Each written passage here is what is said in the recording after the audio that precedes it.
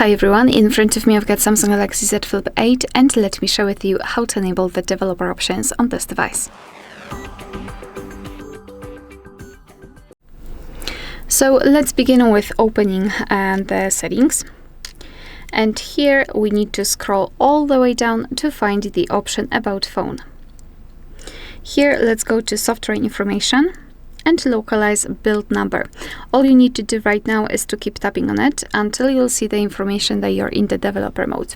If you've got any kind of screen lock, your device will ask you to enter it to confirm the whole step, so let me do it and tap on OK to confirm. We've got this information, so we can go back to the general list of the settings.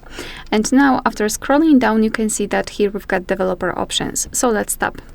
And here we've got plenty of advanced settings which we can customize. So basically there are a lot of things that you can manage, and basically everything works the same, just like in the regular settings. So if you've got the option with the switcher, simply tap on it to activate the option and tap on it again to turn it off.